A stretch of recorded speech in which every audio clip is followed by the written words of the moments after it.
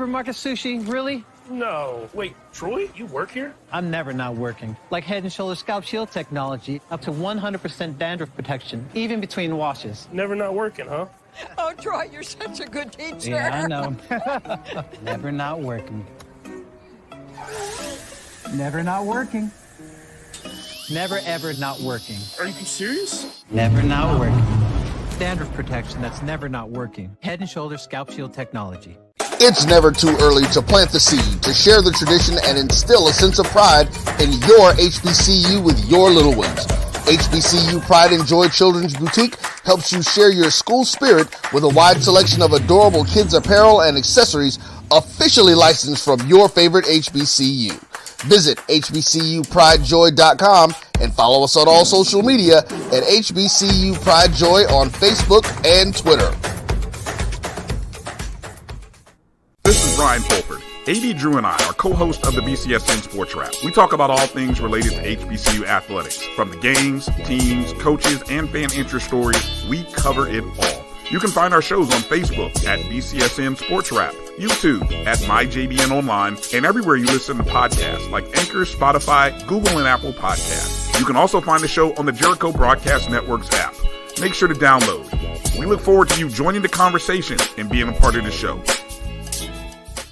You're looking for the latest information on Southern University sports, the Southwestern Athletic Conference, and HBCU athletics. There's only one place to go. Tune in to the Carlos Brown Show, exclusively on the Black College Sports Network.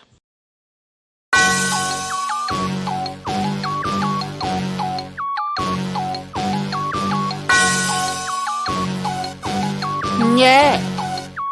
I love my HBCU. And boy, I love it, love it. I love it, love it. I love my HBCU. And man, I hope my team they won. Yeah. I hope my team they won. Yeah. Man, I hope my team they won. I hope my team they won. Yeah. I tune into the HBCU Sports Lab to see if my team won or lost. If they lost, I'm quiet as a mouse. But if they won, keep tab. I'ma do the dab, yeah. Dr. Cavil, he know what he be talking about. Mike and Charles, they know what they be talking about.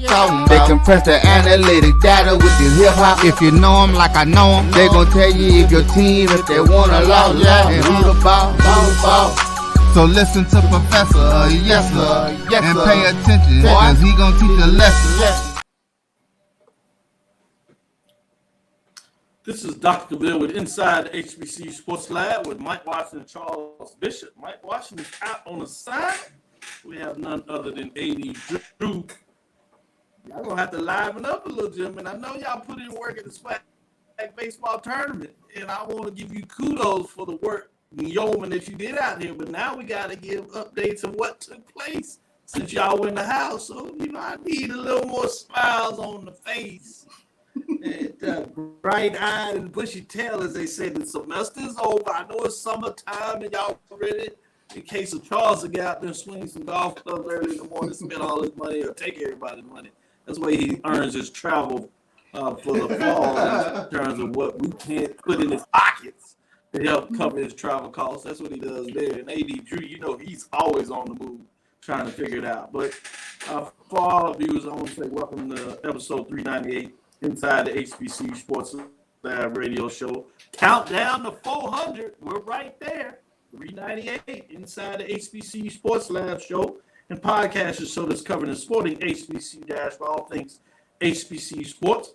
From institutions large and small, from the NAIA to the NCAA, we share insights and information on the HBCU sports culture, HBCU athletic aesthetics to facilitate the story of HBCU athletic programs in the business of HBCU sports.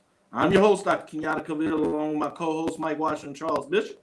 We're filming from our home studios and sending a signal live to KCH 1230 AM studios with the Texas Radio Hall of Famer, multi-Hall of Famer, Ralph Cooper, in the beautiful home of Texas Southern University from Houston, Texas. Today's episode of Inside the HBCU Sports Lab is sponsored by THG Agency, LLC. THG Agency, a company that provides sporting, educational, consulting, and data analytics. With that, let's bring everybody in. Let me start with you, Charles. How are you doing today? Doing well, Doc. Doing well. Little gas from last week, but I tell you what, got a little dead leg there.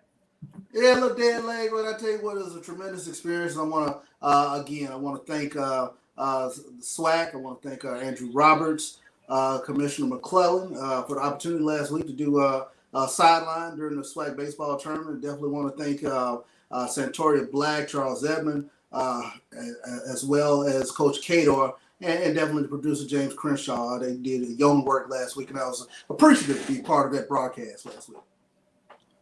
Well said, well said. I just wanted to give you your kudos in terms of a job well done, in terms of what I saw personally and what I personally heard a lot of people said. So great job to get out there and get it done. I agree with you. Kudos for all those that made it happen in terms of what's going on. But great work. Hope to see more of it. Yes. With that being said, AD Drew, how you doing today? I want to thank all of the above that Charles mentioned and everybody else at the SWAC office for making it a fan pleasurable experience for me until I was able to get to the ballpark. And then once I got to the ballpark, just being able to sit back and watch you guys work, watch you guys interact, the conversations that I had while I was there with the multiple people there, the love that was there for us, just want to thank you guys for doing such a, like Dr. Cavil said, a yeoman's job, bringing coverage, and also want to give you a little bit credit, Charles, for coining a new phrase that we're going to never let die here on the Black College Sports Network. I have my Miyakish. You have your urban jet stream. I love it. I love it. Yeah. Yes, put that out there in the ether. And boy, did it work here. A lot of folks fell in love with the urban jet stream. Was that something that you kind of had in the back of your head, or was it just something you kind of came up with the fly? No, I mean, it literally came to me on the fly. I mean, I just started noticing how the ball just would carry in this little quadrant of the field, and it just came to my head. It was, we're playing within the confines of Atlanta, downtown Atlanta. And it just seemed like some sort of urban jet stream was taking the ball out the right center. Yes, I love it. It was great. Well said in terms of what that looks like. That's sometimes how the best ones come out in regards to that. Let me give a shout out, and then I'm going to go to you, Drew, and let you have the pleasantry since it was your team. In basketball, we say cut down the nets. In baseball, I guess we just say kick up the cleats and raise up the trophy. But with that being said, let me shout out to a couple of folks out here that are checking us out. Chuck Hunt, Theron Waters, Mary Allen. A tough weekend for Theron Waters. Got that close. Varick Williams says congrats to FAMU. Theron Waters says, Mary Allen, just kidding. You all deserve it. Giving some kidding back and forth. HBCU Heritage Center is in the house. G. Boom Holly, Jerome G. Sutton, Chad Cooper. Shout out to Edwin D. Moore. With that being said, as we get into it, let me let you go ahead and give an update. I did want to give a shout out to Harold Michael Harvey that was there. He gave me his book, Freaknik Lawyer, the memoir of Crafted Resistance. Started reading on that. Very fascinating the way he carves the story there. But with that being said, Drew, we'll let you give out the great news of the day, particularly for those Rattler fans out there. What kind of news is hot on your plate? I imagine I know what it is. Maybe my lead story should be that Florida A&M claims the SWAC baseball title. This comes from, I'm going to read it from SWAC.org, but I was there to witness it. So I can verify this source, Dr. Cavil. And the Florida Classic moved north to Atlanta, Georgia, as Florida A&M and Bethune-Cookman were the last two teams standing in the SWAC tournament. Florida A&M won by a final score of 9-6. I guess those 9 runs were better than those 9 lives of the Wildcats. Oh, I'm sorry. I'm supposed to stay professional on this. My bad, y'all. But for Florida A&M, this is their 3rd SWAC title of the season. They opened the conference season with a volleyball championship. A few weeks ago, they won the SWAC tennis title, and now they are heading off to play the University of Florida in the regionals for the baseball championship. Florida A&M jumped out early 3-0 in the first inning. Bethune came back. They did score a run in the bottom of the second inning. FAMU will go up again in the third inning. And although Bethune played from behind the entire tournament, had the game-tying run either at the plate or on deck the last 4 innings of the ball game, they were unable to come through and to overtake the Rattlers. So great game by both teams. And I did have one observation I wanted to bring out about the game. And I thought it was so interesting. And you guys may remember, I don't know if you guys were still in the stadium when this happened. It was the half inning when there were 2 challenges. Florida A&M challenged a play at second base, and the runner was initially called out, and then he was ruled safe. And then the next at bat, there was a pickoff attempt by Bethune at second base. Bethune challenged that particular play, and Bethune probably almost wished they hadn't challenged the play because the runner was initially called out. Not only was the call overturned and he was ruled safe, but obstruction, because they went to the replay, was also ruled on the call, which awarded the runner third base, set up a first or third situation, and then a sacrifice fly later. Florida A&M added what was at that time the potential, a run that put them up another. I believe that put them up like 5-1 at that point, or 5-2. Don't remember what the exact score, but it was just something that I thought with the replay that were going on and a replay challenge that actually not only was the call overturned, but it was overturned with a penalty. Yes, I agree with you. It was, I think they had to challenge it because they actually called the guy safe. And so he was obviously out. So they challenged it, but they came back and ruled that not only was he, yes, he was out, but they said it was instruction why he got him out, which allowed the Havana to go to third, and they got the RBI single, which added the run. And it was little plays like that when you started to say, hey, it's FAMU, it's the Rattlers Day. Because every time you thought Bethune-Cookman may have been making their vaunted move, like you said, all tournament long, coming back and maybe making it even more interesting than it gamely was, you saw that the Rattlers made the key plays to dwarf them. I thought some of the biggest plays in the games, in addition to that, were the double plays. There were 3 of them like early on in the game. Ultimately it was 4 for the game, but it was 3 early that dwarfed any rally that you thought was going to come. And they were really nice, strong double plays by FAMU early in that matchup in terms of what it looks like. So I agree with you. Kudos to the Rattlers in terms of getting it done.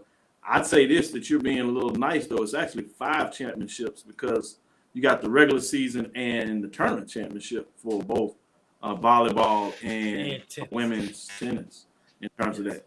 Charles, what's some news that you have out of there? Yeah, well, let's take a look at the all-tournament selections from the SWAC baseball tournament. The most valuable player was Zach Morrell from Florida A&M. We take a look at the all-tournament team. Jack Hay from Alabama State, Keelan Mack from Grambling State, Kyle Walker from Grambling, Irvin Escobar from Bethune-Cookman, Highland Hall from Bethune-Cookman, Boris Pena from Bethune-Cookman, Colton Ollison from Bethune-Cookman. You also had Sebastian Greco, Jan Michael Bastardo, Jared Weber, Hunter Beats, and of course Zach Morrell, all from Florida A&M. All of them were named all tournament selections in the SWAC baseball tournament. I tell you what, each one of these guys, they had a tremendous tournament. When you talk about the home run power of Sebastian Greco and Jan Michael Bastardo, Hunter Beats pitched 2 marvelous games for the FAMU Rattlers. Jared Weber had a huge series. I believe he might have had the most hits in the tournament. And Zach Maria, we'll talk about him a little bit later on. But he pitched pretty much in every game Florida A&M had. But kudos to all those players who made it. Yeah, and he also had over 40. I'm sorry. Go ahead. I thought you were done. No. I was just saying kudos to all those players who made the all-tournament team. Yeah, Maria had over 40 appearances on the season, including every game in the SWAC tournament. He pitched pretty big. Mm-hmm. With that, let's go into our first break. We'll come back on the other side with some other news of the day and see if we can get into our first interview as well. Stick with us. We'll be right back after this first break. The Cavil Group is a Florida-based marketing and training consulting firm. We help businesses communicate to their target audience and engage them in conversation. We also help to expand their audiences, which will ultimately result in growth for those organizations. In addition to being a certified constant contact specialist, my colleagues and I are also certified in John Maxwell Leadership Principles. We use these proven principles to conduct workshops, training, and private coaching sessions for individuals and companies looking to take things to the next level. Contact us to schedule a free consultation. Issues today, don't delay, call Cavil. This is the Dean of the College of HBCU Sports, Kenyatta Cavil of Dr. Cavil's Inside the HBCU Sports Lab with Mike Washington and Charles Bishop. Come mix it up in the lab where the course lecture is in session every Tuesday from 6 o'clock p.m. Central Standard Time on Facebook Live, YouTube Spreaker, or the BCSN app, as we discuss all things about the HBCU sports culture, including exploring the week that was in the sporting HBCU diaspora, as well as the upcoming week of HBCU sports. With me, the Dean, the College of HBCU Sports, on Dr. Cavil's Inside the HBCU Sports Lab with Mike Washington and Charles Bishop. Course lecture dismissed. From novice to aficionado, find yourself here. High quality cigars plus personal customer service. Slow Burn is Waco's only mobile cigar lounge, featuring a meticulous, curated collection of premium cigars. Visit our website, www.slowburnwaco.com. That's www.slowburnwaco.com. Compress the analytic data with your hip hop. If you know them like I know them, they gon' tell you if your team, if they wanna lose, and who the ball. So listen to Professor, yes sir, and pay attention, cause he gon' teach a lesson. AD Drew, if you would reach out to Coach Shoot.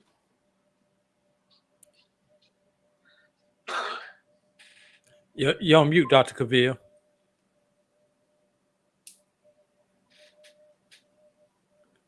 Go ahead, Dr. Cavil.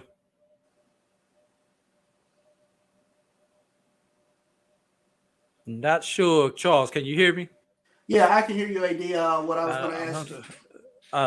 Yeah, because I don't know, Dr. Cavil's mic is off, so I was going to say if you go ahead and lead us. Oh, no problem. What we're trying to do is we're having some technical difficulties with Dr. Cavil real quick, but what I was going to tell you to do as producer, if you could reach out to Coach Shoot real quick. He is trying to reach out to you in terms of coming on the show. What we were going to do was bring on Coach Jamie Shoop of the Florida A&M Rattlers.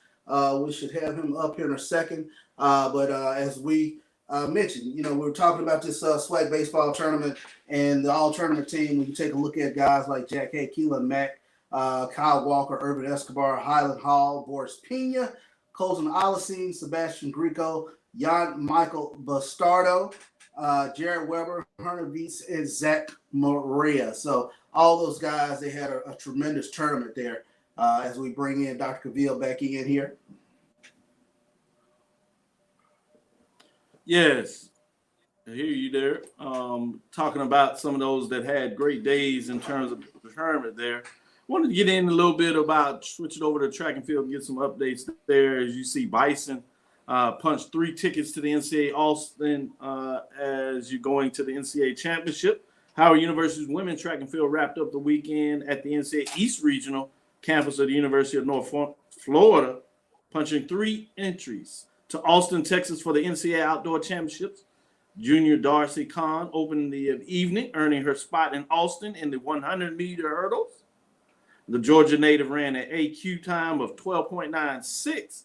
All-American senior Jessica Wright punched her ticket back to the big stage, recording an automatic qualifying time of 57.40 in the 400-meter hurdles for the 3rd consecutive year.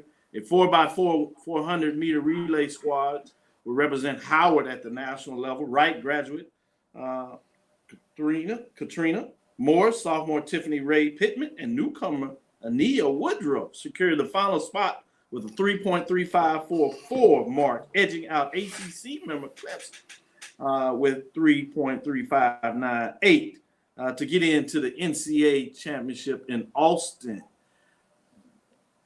AD Drew, any additional track information you have about championships on your mind, or other news you want to go in a different direction? No, Dr. Cavil.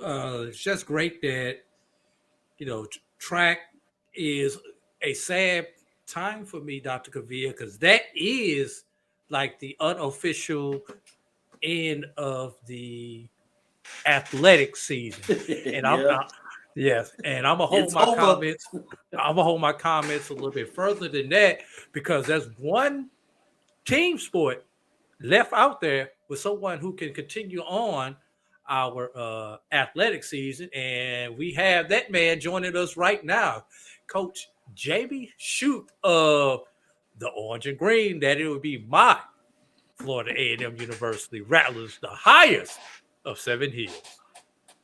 What's up, guys? How's everybody? So we're getting coming in there and getting started there. What's going on? How you doing, Coach? Hey, good. How are you? How's everybody?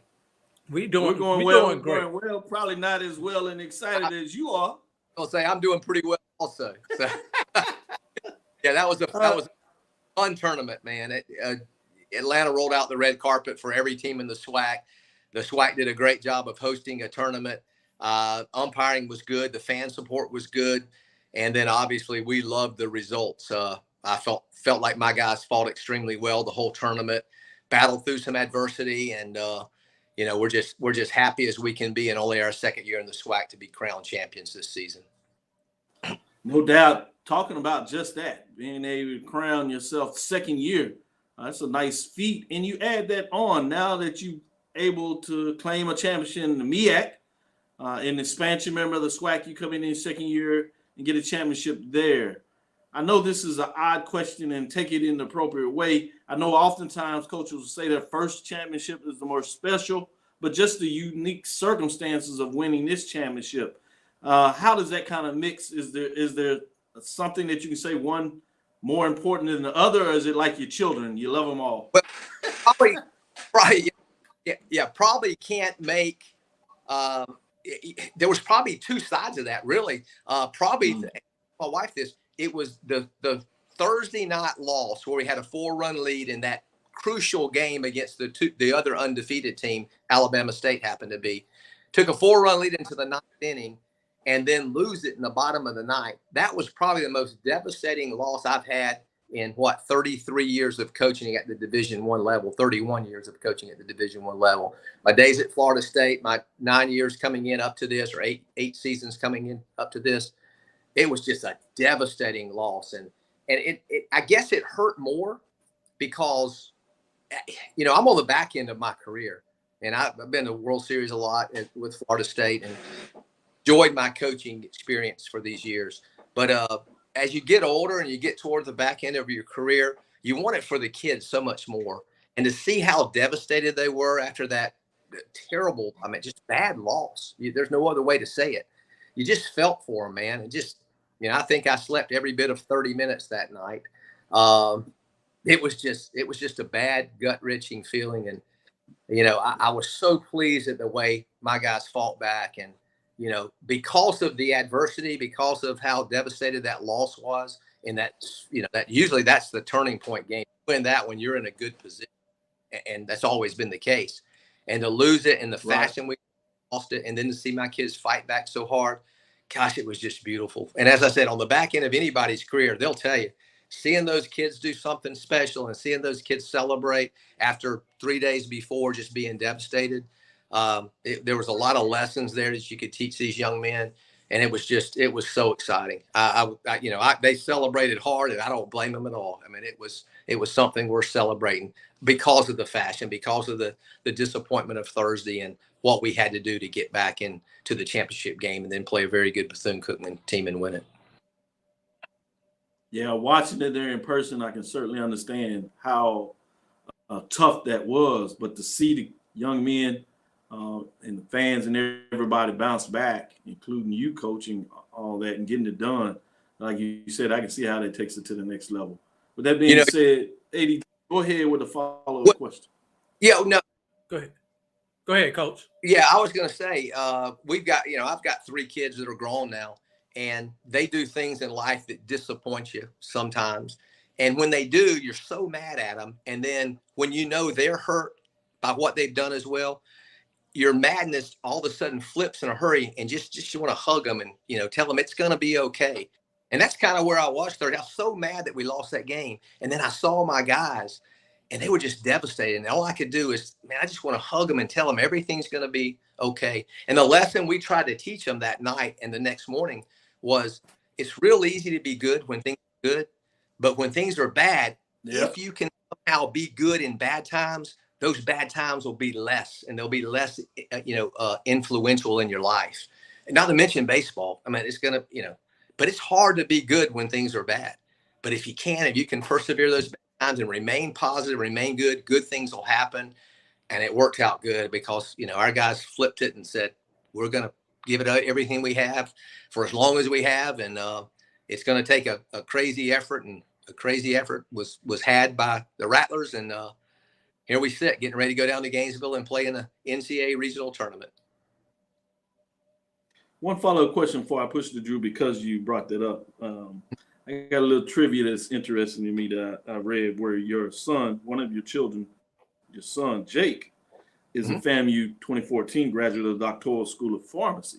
So my trivia question, was he at FAMU before you got there? I think timing, usually pharmacy schools 2-3 years. So I imagine he was there before, but I just curious because I thought that was a great story.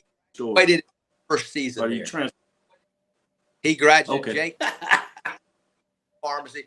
Actually, ironically, Dr. Oriaco, who works in the School of Pharmacy, when I came in and did my visit interviewing for the job, Dr. Oriaco was the guy that showed me around, and he and I to this day remain friends. But he was in the pharmacy department and graduated my first year coaching at FAMU. Yeah, I thought it matched up like that. I figured it was there. But I thought that's pretty cool to see that you happened to land a job at the time he's in the pharmacy school, taking care of business over there. With that, AD Drew, go ahead and follow up. Well, Coach, first I'm going to put my fan hat on. You talked about that devastating loss on Thursday. When you guys came back Friday morning and won that game 1-0, that as a fan is when we felt like it was going to be okay. We were going to go ahead and make that run into the tournament. Now, putting my media hat back on, and we talked about this on our pregame show, we thought that the actual turning point of the tournament for Florida A&M was the loss and the way that they rebounded from the loss. But I say all that and to ask you this question. I was noticing something when I was looking at your resume there at Florida A&M. You won a title in 15 and 19. Obviously, those were in the BAC. And now you've won one in 23. That's once every 4 years, Coach. That means anybody who's been with your program for 4 years has won a title. So, with that being said, Coach, what's the secret to the sauce? You could ask any coach in the nation. If we knew that secret, we'd be drinking that secret every day. We just get great kids. And they come in and they we stress the importance of an education. We all not only won the SWAC championship this year, but we won in the classroom as well. We had a 3.2 team GPA during the fall. Wow. And usually people drop off, student athletes drop off during the season in which they're competing. In the spring semester, we had a 3.44 and led all of the athletic department in terms of highest GPA. But that's with 40 kids. So we had 8 guys with a perfect 4.0. So these guys understand that the importance of being in college is more than just athletics. It's a student athlete equation. We have great support from, the entire university, the faculty. They embrace the baseball program, all the athletic programs. And, our guys know they got to go to class or they ain't going to practice or not going to games. They're not only, trying to be professionals in baseball, but they're also know that they're going to be professional in some aspect in life. So baseball is such a good game. The losing, when you lose, there's so many lessons. When you win, there's lessons there as well. And we try to take those lessons and, make sure they're implied further than just baseball. Our job as coaches, and again, it goes back to where I'm at in my career. As you get older, you understand that these lessons have to be taught for these men to help this country become what this country is capable of becoming. So I'm proud, man. I'm proud of our team. There's nothing that I'm not proud of with those young men. They gave everything this weekend. Hopefully we're not done. We got a daunting task in front of us called the Florida Gators on Friday night. They're the second-ranked team in the country. But I will give you this. We did beat them in 2014, my first year. They were ranked 6th in the country and went in there and shocked the world. So, that's one of the things we go by. Let's try to shock the world, see what happens. So, baseball's weird. Baseball's not like other sports where in football, it seems like the strongest team wins most of the time. In basketball, the tallest or most athletic team usually wins. Except unless you're a Boston Celtic fans, that didn't work out too good for them. But in baseball, it's the team that executes the skills of the game. It's about throwing, catching, hitting, base running. It's pitching, throwing strikes. We don't run much. I mean, people look at me sometimes and think I'm crazy. And actually, it's a pretty good recruiting tool when you tell a kid, I think running is a waste of time. Baseball is not a cardiovascular sport. It's a skill-specific sport. And probably wasting time and taking time away from the skills of the game that you need that are so difficult to master. So we run very little. Pitchers run a little bit more than position players, but we run the bases, but it's not a cardiovascular game to me. That's usually a good selling point. It's a game played between your ears. It's a mental game. And we teach that to our guys and they buy in. And obviously there's always bumps in the road. Latter part of the season, we were not very good. We lost a series at Jackson State, lost a series at home against Alabama State, and lost a series at home against Bethune-Cookman, but we weren't healthy. Ty Jackson, who you guys, you're at the game, you love the way he's one of my favorite players ever in 31 years of coaching, just because he understands the key to life. The key to life is your attitude, and his attitude it never changes, man. He never has a bad day. He comes to the ballpark knowing what he needs to do to help this team become successful.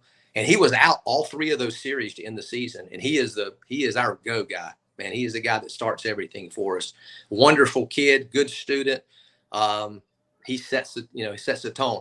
And the other thing is, we pitch well in this tournament. I mean, to win a game 1-0 in college baseball, that's hard to do, especially that deep in the tournament. Especially that deep in the tournament. And Dallas Tees, the one that took the ball in that game and started, had his best outing of the year. That's what it takes to win a championship. The next day is Raylan Wagner against Alabama State. They had all the momentum for him. He had his best outing of the season. That's what it takes to win a championship. The last game to get us to the championship was Trey Simmons. He has not pitched good in 2. That's what it takes to get to win a championship. And then we had Veets at the end, and I'll take my chances when we have Hunter Veets on the hill. So that's what it takes. I mean, it was that, and we can hit a little bit in case you didn't notice too. We can swing the bats a little. Just a little bit. Yeah. Offensive that we established this year, Sebastian Greco, first baseman, had 17 home runs. The previous record was 14 or 15, I believe, with 2 guys holding that way back in the 80s and early 90s. We had hit the home run record for a team by about 20, broke that record. We had 4 guys that had 10 plus home runs this season. In my 8 seasons previous to this one, we never had a guy that hit double digit home runs. We've set the new doubles record. Just one record after another offensively. We can swing. In 2016, FAMU baseball, and people don't even know this, we were 5th in the country in hitting. We didn't have power, but we got on base. We were like 3rd in the country in on base percentage. And we shattered every record from 2016, basically, and the ones before, or a lot of the records. So this team can swing the bat. When you talk about Ty Jackson, looks like we got some connectivity issues, Dr. Cavil. Yeah, we've been having a sniper in and out. Yeah, because Charles is having some connectivity issues I wanted also. To ask him a little bit about Zach Maria, but we'll see if we can get going. If he comes back we'll call it closed, and then we'll come back on the other side. See if we can get everybody back in with that. This is Dr. Ville inside the HBCU Sports Lab with Mike Washington, Charles Bishop, AD Drew. You just heard the interview with FAMU's championship 2023 SWAC championship coach Shoop. Stick with us. We'll be right back after this break. Time to call a credit repair company to fix my credit. Hold the phone, man. You can do it yourself with Credit Versio. That's way too hard. Call the credit repair company. Most credit repair companies only work on 1 or 2 accounts at a time, making it slow and expensive. You won't figure that out for months. Ignore him. Credit Versio's brilliant software scans all 3 credit bureaus, finds the accounts that are hurting your score, and guides you through the entire process. Anyone can do it. Let's fast forward and see the results. Wow, I fixed my own credit and saved hundreds. You can do this. Visit creditversio.com. T. Madden & Associates is a sophisticated and experienced law firm located in your neighborhood. We're turning injury to cash. T. Madden and Associates obtained almost $2 million for my injury. They turned my injury to cash. Now, we can't guarantee how much your injury is worth, but we've recovered millions for our clients. Call T. Madden & Associates at 833-PAID-123. That's 833-PAID-123. Since 2002, Empowerment Resources, Inc., a nonprofit organization, has empowered more than 1,500 youth and adults in Duval and surrounding counties through its programs Journey into Womanhood, Girls Mentoring, Life Skills for Teens, and parenting education coaching. To get involved with programs, volunteer, or donate, visit www.empowermentresourcesinc.org. Follow us on social media, facebook.com/empowerment.resources and instagram.com/empowermentjax. Thank you guys for what you do for HBCU athletics. This is a fantastic avenue for all of us. This is our ESPN, so we love what you guys do. Brian, AD, Roy, all you guys at BCSN. We really appreciate what it is that you guys do for us.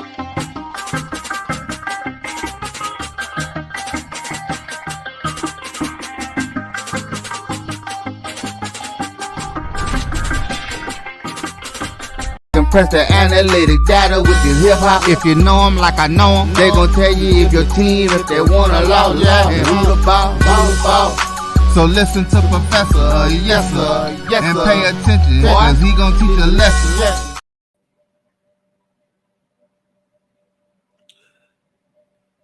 It's Dr. Cavil's inside the HBCU Sports Lab. Charles will be back in just a moment. We are here with Coach Jamie Shoop. Coach Shoop, seems like I don't know if it was somebody from Daytona cut you off, or somebody from down in Gainesville cut you off, but somebody cut you off while you were talking there, Coach. So if you happen to remember your thought, go ahead and try to finish your thought. If not, we'll ask you another question.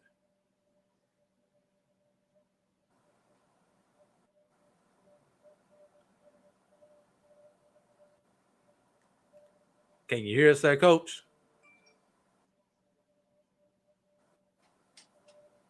No, I don't think he can hear us. Come back in.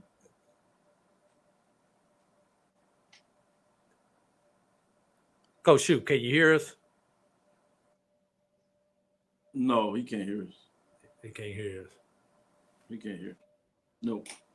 Let's go to a break, and we'll just come back on the other side. All right.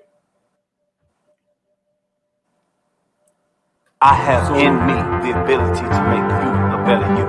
So if you work hard, focus, stay on point, you can do anything. Trust me.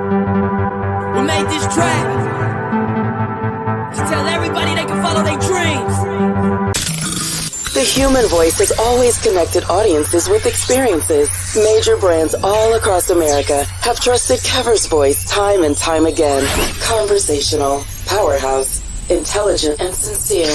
That's the voice you need for your creative marketing process. KEAVERSVOICE.com. Kever's Voice, Kever's Voice, KeversVoice.com. Always on, all the time.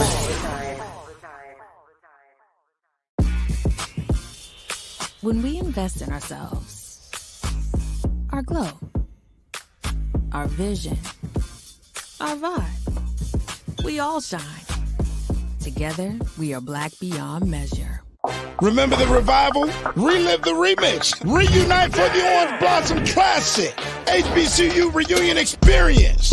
It's year 3, baby, and we back with that fire. Calling all HBCU fans.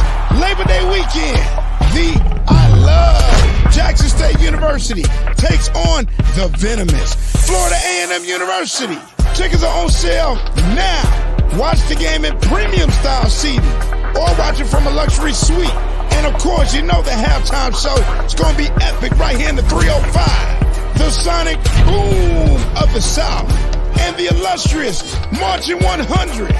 Who you rocking with? The 2023 Orange Blossom Classic. Don't miss the HBCU Reunion Experience. Labor Day weekend, Miami Gardens, Florida, Hard Rock Stadium. Trust me, we'll see you there. Oh. Check out orangeblossomclassic.com for tickets and info.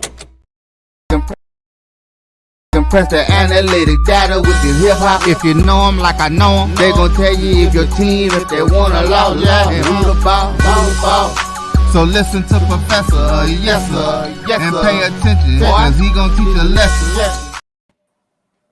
This is Dr. Cavil with Inside the HBCU Sports Lab with Mike Washington and Charles Bishop. Mike Washington is out on assignment, but we have none other than Charles Bishop and A.D. Drew. With that being said, wanted to get in and give some more updates a little bit in regards to some of these HBCU players and individuals as well as institutions that's qualifying for the NCAA championship in Austin. We wanted to come back in the last segment and give some reflections of the baseball tournament in itself in terms of what took place there. So also notice that SWAC athletes had 11 Southwestern athletic students had qualified for the 2020 NCAA Outdoor Track and Field Championships. So that's pretty significant. So I wanted to give you a couple of updates there in terms of Alabama State Victor Smith, Justice Trainer, Matthew Clark, Jamarian Stubbs on the 4x100, I should say, relay. They were 6th overall. Kendrick Winfield, Kabiba Mills, Joshua Knox, Daquan Tate in the 4x4 relays, 8th overall. Jackson State is in the building. Sherman Hawkins Jr., high jump of 2.14, 7 foot, 0.25 inches, 7th place. Arkansas Pine Bluff, Caleb Snowden, high jump of 2.17. That's 7 foot, 1.5 in terms of 1st place. Texas Southern, Chadrick Williams, triple jump, 15.65. That's 51 feet and 4.25, 12th place. In terms of those SWAC individuals that qualified for NCAA in Austin. Then you go back to the MEAC. You have Delaware State Chiefs qualifies for the NCAA championship. Senior hurler Tayshawn Chisholm earned an automatic bid to compete in 110-meter hurdles in the 2023 NCAA Division I Outdoor Track and Field. Clock time was 13.66 and finished 2nd in his heat with the 8th fastest time for definite lane and semifinal round. And finally, we have North Carolina A&T runner qualifies NCAA Track and Field Championship from. This is from HBCU Sports. North Carolina A&T Track and Field team has held multiple NCAA championship qualifiers, as you know. Both sophomore Raheem Hayes, 46.74, junior Samar Chambers, 46.89, will have the chance to compete for the 400-meter dash title claimed by fellow Aggie Randolph Ross in the past 2 years. So Aggies continue to put people in the championships. Then you have both men also qualified by the 4x4 400 relay, along with Caleb Jackson and Brandon Nia. Now, on the women's side, both Paul Salmon and Jada Griffin qualified for 100-meter hurdles, 400-meter dash, respectively, in terms of that race. So fascinating to see the number of HBCU athletes that are having the opportunity to compete for the championship of the NCAA, representing all pretty well in terms of the HBCU landscape. Let me go to you, Charles. What are your thoughts in terms of all these qualifiers out here getting a chance for the NCAA here in Austin? Well, it's very important that you look and see North Carolina A&T. They're continuing their track program. Has that upward trajectory, especially from the national headlines that they've made over the past 2 years. So you take a look.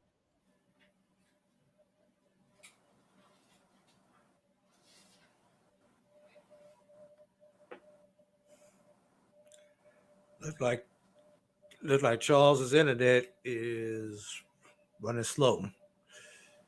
Get our We still here, Charles. Yeah, that was the point that I was making. I mean, I think we had a great opportunity to see a lot of these athletes up close, maybe 2-3 weeks ago to SWAC Outdoor Championships, and then North Carolina A&T continue to do what they do in terms of their track and field program. Glad to see that they're still on that upward trajectory from the national headlines that they made over the past 2 years. Be interesting to see how well they finish and can they continue to push, as you said, that trajectory. And then you have Alabama State that's kind of gotten back in the mix, and they pushed their ticket as well. Let me go to you, Drew, and see your thoughts in terms of the number and the diversity of HBCU programs that are competing in the NCAA in Austin. Well, it's always good. The more, the better. Just like every other sport has stepped up in competition with expansion, it's good to see our track athletes have stepped up also. I mean, you got Alabama State, you got Jackson State, you got UAPB, you got Texas Southern. Then, of course, you got all those MEAC programs coming down. It's just great seeing these people compete at such a high level, and we've got people in first place in some of these events, like Caleb Snowden, 2.17 in the high jump. First place, that's 7 feet 1.5 inches. So, not only are we just there in the track meet, Dr. Cavil, but we're actually getting points for our team with the opportunity to possibly put our team in a national championship race. So, it's always good to compete at a high level. Yeah, that's a good point when you talk about the fact that you competing not just in there, but when you talk about second place, you're competing at a high level with a shot at the medal stand, if not a championship. Good stuff there. Let's go to our last break. We'll come back on the other side and give some final thoughts in terms of the tournament, where you think some teams really lived up to the hype and other teams maybe not, in your final thoughts in terms of that. Let's come back after this last break and come back on the other side and close out pretty much this baseball season for good. Supermarket sushi, really? No. Wait, Troy, you work here? I'm never not working. Like Head & Shoulders Scalp Shield technology, up to 100% dandruff protection, even between washes. Never not working, huh? Oh, Troy, you're such a good teacher. Yeah, I know. Never not working. Never not working. Never, ever not working. Are you serious? Never not working. Dandruff protection that's never not working. Head & Shoulders Scalp Shield technology. It's never too early to plant the seed, to share the tradition, and instill a sense of pride in your HBCU with your little ones. HBCU Pride and Joy Children's Boutique helps you share your school spirit with a wide selection of adorable kids' apparel and accessories officially licensed from your favorite HBCU. Visit hbcupridejoy.com and follow us on all social media at HBCU Pride Joy on Facebook and Twitter. This is Ryan Fulford. AD Drew and I are co-hosts of the BCSN Sports Wrap. We talk about all things related to HBCU athletics. From the games, teams, coaches, and fan interest stories, we cover it all. You can find our shows on Facebook at BCSN Sports Wrap, YouTube at MyJBN Online, and everywhere you listen to podcasts like Anchor, Spotify, Google, and Apple Podcasts. You can also find the show on the Jericho Broadcast Network's app. Make sure to download. We look forward to you joining the conversation and being a part of the show. When you're looking for the latest information on Southern University sports, the Southwestern Athletic Conference, and HBCU athletics, there's only one place to go. Tune in to the Carlos Brown Show, exclusively on the Black College Sports Network. Compress the analytic data with your hip hop. If you know them like I know them, they gon' tell you if your team, if they wanna lose, and who the ball. So listen to Professor, yes sir, and pay attention, cause he gon' teach a lesson. This is Dr. Cavil with Inside the HBCU Sports Lab with Mike Washington, Charles Bishop. As we get through it, AD Drew, I wanted to give you some updates in regards to your thoughts in terms of the tournament. What were some of the highs in terms of this? And we'll get through some of the lows as well. Before we get in the highs, let's start some of the lows, particularly look at some teams. I think I know where you're going with Texas Southern, Jackson State going 0-2 programs. Texas Southern 2 seed. Maybe not so much Jackson State coming in with 4 seed, but what are your thoughts in terms of who let you down in the tournament coming into teams that you said may have a little more expectation of going further in the tournament? How about Grambling? Let's start right there. Grambling just flat out ran out of pitching on the weekend.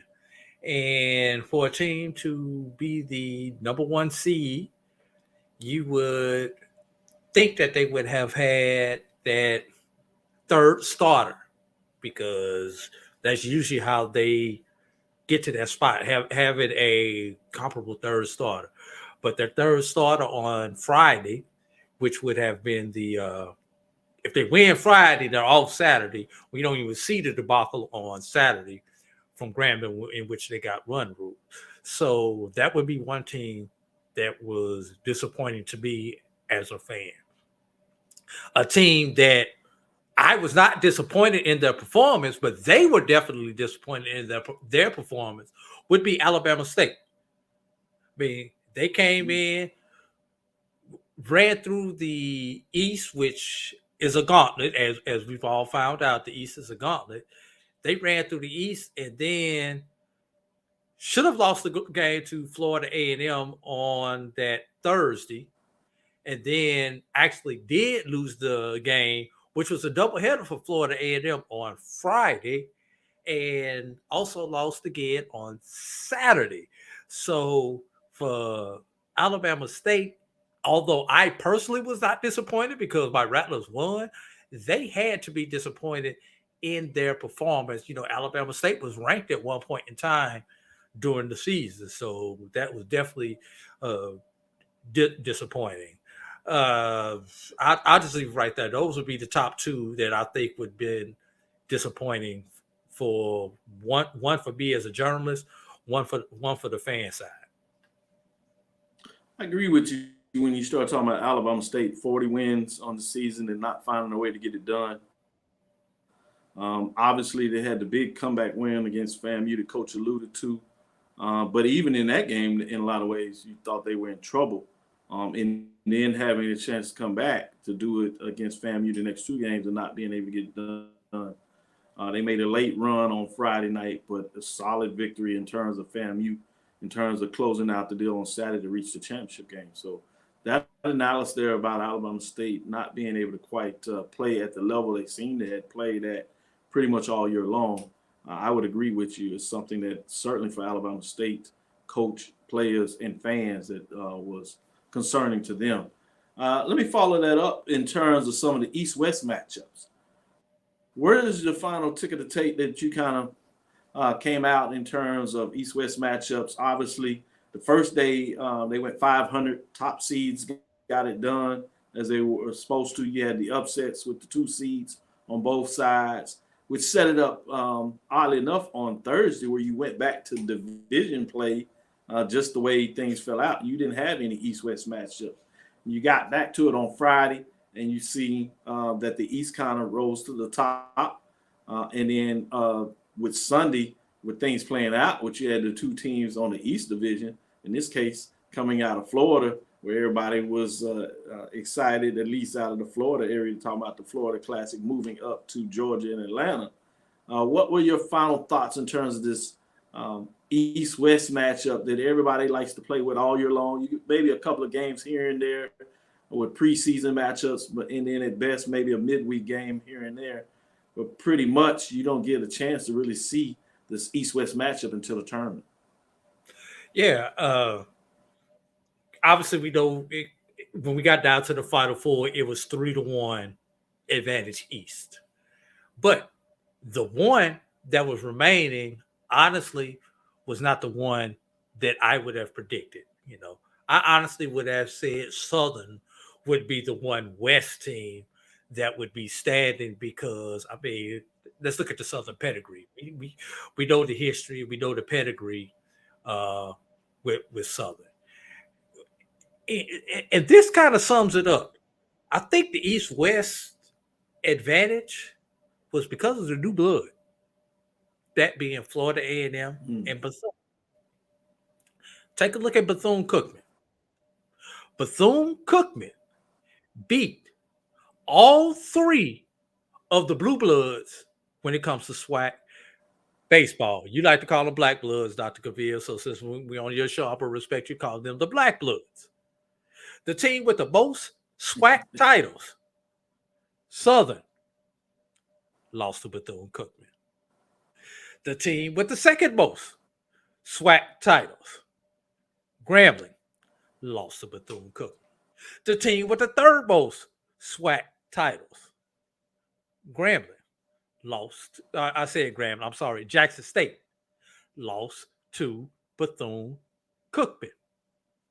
And the team out the West who had a lot of recent success. Matter of fact, the last team to win back-to-back titles in the SWAC, Texas Southern, lost to Florida A&M.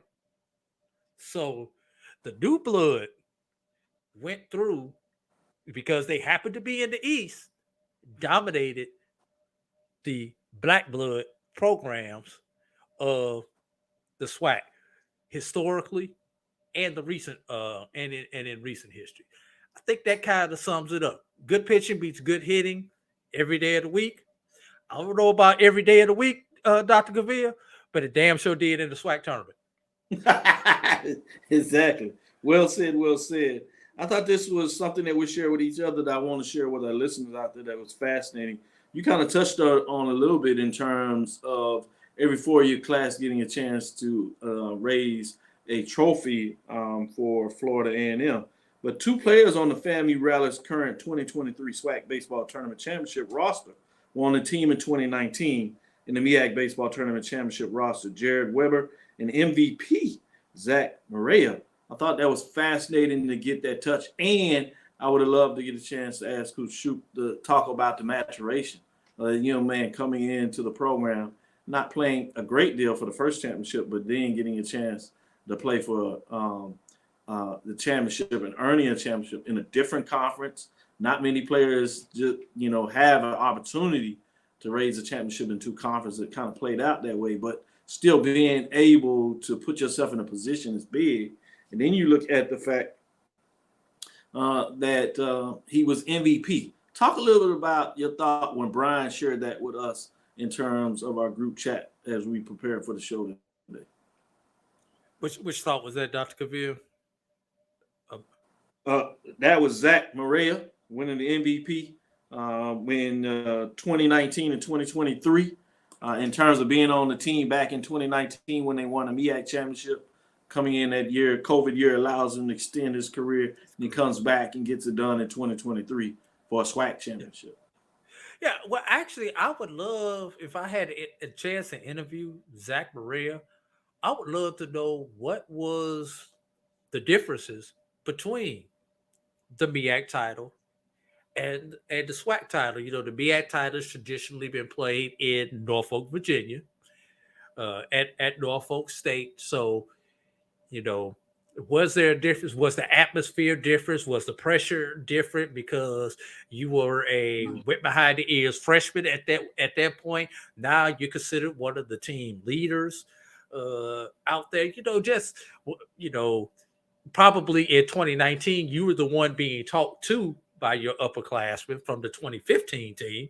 Now in 2023, you're the ones talking to the younger kids because you have that experience from 2019. So I would really love to have that conversation. And I think he is going to be appearing on the ONG Strike Zone on tomorrow night here on the Black College Sports Network, along with Coach Shoup. So I'm hoping Brian is listening to this and thinks about some of those questions. But it's just great to see a kid with opportunity to win 2 titles in 2 different conferences, Dr. Cavil, but with the same institution.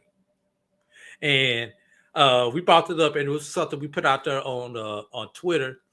Florida A&M has won championships on the Division II level in the SIAC, in the Division I level in the MEAC, and in the Division I level in the SWAC. And Dr. Cavil, we did some chatting and some research, and you came up with a couple of other programs that did that feat, 3 conference titles in 3 different conferences in baseball.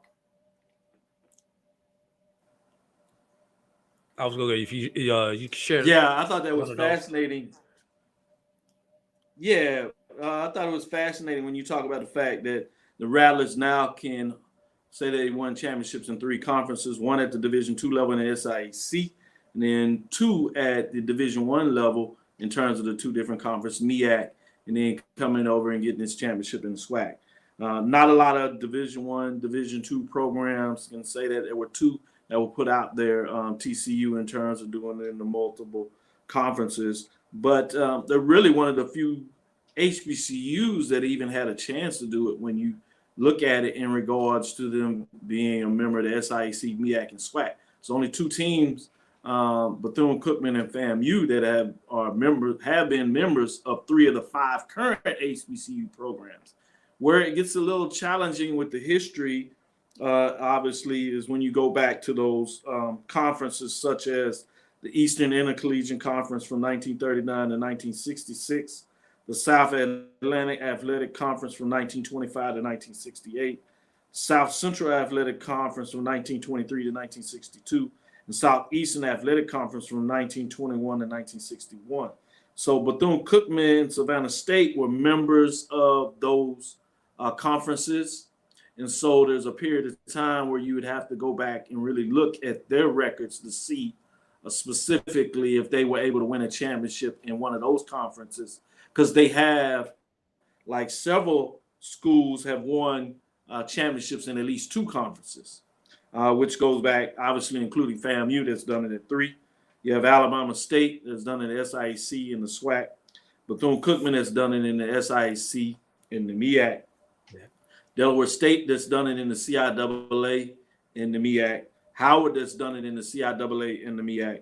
North Carolina A&T that's done it in the CIAA and the MEAC. South Carolina State that has done it in the SIAC and the MEAC. Savannah State that has done it in the SIAC and the MEAC. Obviously, Norfolk State is another one that has done it in the CIAA as well as the MEAC. So those are the teams that at least have an opportunity in regards to that. But I think it's only 2 that really could even claim, maybe, with Bethune-Cookman and South Savannah State, because of those conference affiliation they had in that 60 period where there were some conference tournaments. Question is just how good HBCUs were keeping their records. But obviously with defunct conferences, it's harder to find it. You tend to be able to get that stuff for football, but when you get into basketball, maybe not as much, and you certainly start to lose all the history in baseball, which is unfortunately sad. But FAMU certainly can say, in terms of the modern era, that's why I love that terminology. You can say in the modern era, they are the team that certainly can get it done in terms of what that looks like.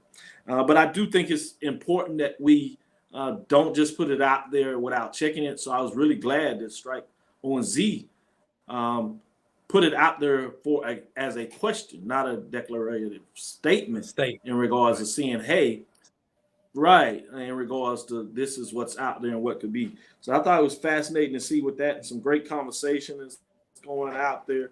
So we'll continue to keep it up and get it done. But that'll do it for us today in regards to Dr. Cavill's Inside the HBCU Sports Lab. Want to shout out you, Drew, for driving the ship today and getting it done. Shout out to Charles for trying to make it work in regards to the platform. We'll make sure that we double check on that and get things going as we move forward. Thank you for listening. Final Inside the rankings. HBCU Sports Lab. Make sure you share our podcast with your friends and colleagues. Go ahead. There's another point you wanted to share in there. I was going to say final baseball rankings will come out on the BCSN Sports Wrap on this Sunday. Going to be interested to see what the computers say about this championship versus Alabama State's regular season. So going to definitely be interesting. Yeah, I think it's going to be fascinating to see what the computers say about that in regards to Alabama State and Grambling winning regular season West and Eastern Division. Alabama State was number one for much of the regular season, if not just about all of it, wire to wire, and the poll there. A couple of other polls may have different teams. I think Prairie View one time started at the top, which lets you know the long yeoman part of the season. But obviously, in terms of the BCSN and what you and Brian do at Alabama State wire to wire, so it's going to be interesting to see, can they hold on to it? Or will the run by FAMU and what they were able to do, as you kind of gave some details in terms of how impressive the tournament run was. Was that enough in the computer's eyes to get them over the top to finish the season with the number one ranking? So it's going to be fascinating. So I hope everybody tunes in to find out the answer, who will be ranked as the number one baseball team at the major division level, as we call it, as you talk about the Division I level for baseball, as we close up that final poll ranking for the final team sport. Be fascinating to see what that looks like in regards to that. Obviously, we have track and field championship coming up as well. We do not do a poll ranking for the team framework of track and field, so we have some individual people that have a chance to make their own statements. So we'll see what goes on there. I am Dr. Kenyatta Cavil, the Dean of HBCU Sports, coming from inside the lab in the College of HBCU Sports with Mike Watson and Charles Bishop. Again, we want to thank you for listening to Dr. Cavill's Inside the HBCU Sports Lab with Mike Watson, Charles Bishop, every Tuesday and Thursday. We'll be back on Thursday at 6 o'clock. We look forward to next week as we discuss the latest news in the lab. Follow me, Dr. Kenyatta Cavil, on Twitter, Facebook, and Instagram. That's DrKenyattaCavil. That's Twitter, Facebook, and Instagram. Inside the HBCU Sports Lab 1 on Twitter, Facebook, and YouTube is Inside the HBCU Sports Lab. Like and share. Make sure you follow us on my JBN, my BCSN. Dream big. Continue to move forward. We will talk with you soon. Course. Lecture. Dismiss. Countdown to 400.